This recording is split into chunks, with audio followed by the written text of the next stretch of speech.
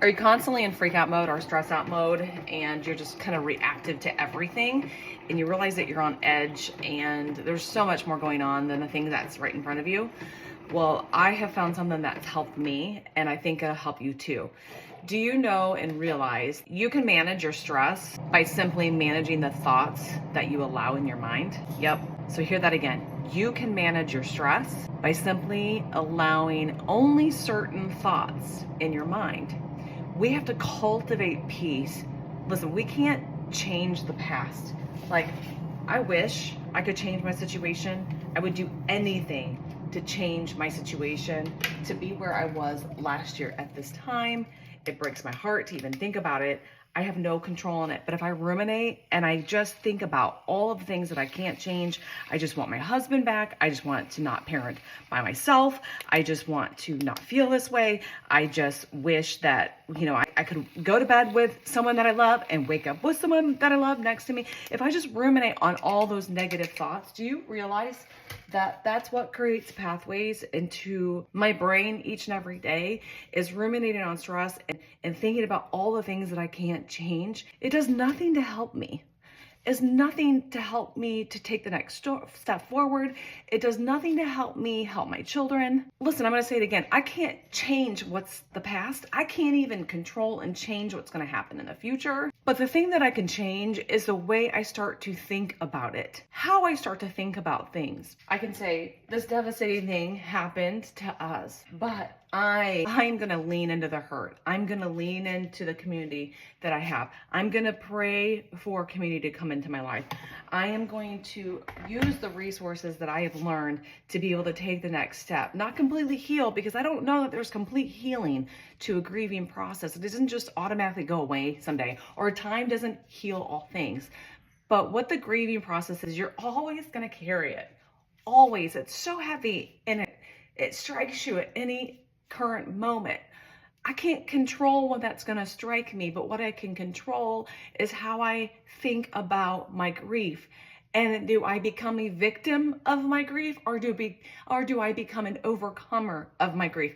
Do I teach my children to just lie down and accept the label of, do I accept the label of widow? It sounds so weak, and victim, right? It's not my identity. It is a title that I hold, just like mother, but it's not. Widow is not. My identity is in Christ. My identity is that I am strong. I'm an overcomer. I am a child of the King. And so I want you to just think about this and hear me out for a second. If you're a constant stressor or a freak out or a reactor, think about this. What you cultivate is really what dictates your future. What you allow yourself to ruminate and think on is what you start to walk out.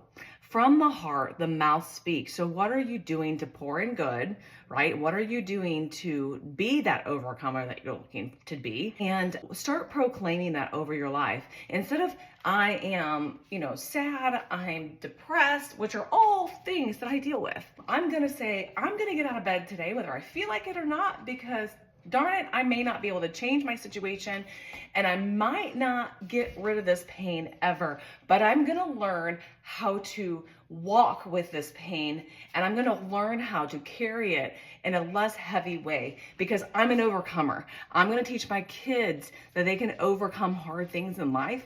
And I'm going to also teach my kids and remind myself that I can't control the things that happen in life. I can't control what happened or change what happened. I can't control what the future holds, but what I can control is how I think about it. So if you're taking this challenge with me, because I am telling myself this to you out loud so I can hear myself say this. Stop ruminating on past. Stop ruminating on the shame. Stop ruminating on the things details that you cannot change or fix, and start ruminating on his promises and start standing up. Rise up, friends.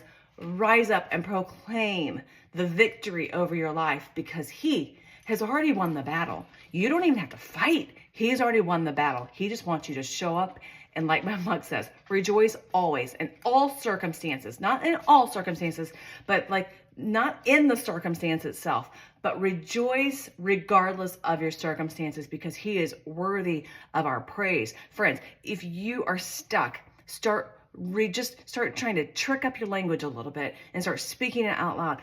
Instead of saying I'm a victim or poor me or oh, what, start saying I'm a victor. I am an overcomer. I am getting tools to be able to carry my grief a little bit lighter. Start thinking and doing things differently. And I promise you, it's those simple things. They're hard, but simple. The thoughts that come into your mind, if they're bad ones, get rid of them and start replacing them with new. You cannot control what's been happened in the past to you. You cannot control what's happened to you in the past, and you cannot control potentially what happens to you in the future, friends. I wish I could say you could control it, and here's the magic pill to be able to do that. But what you can control is what you think about that situation and how you decide to rise up and how it allows you to be a better person or a bitter person. That's what you get to decide. And I hope you decide, friend, I hope you decide that it makes you better.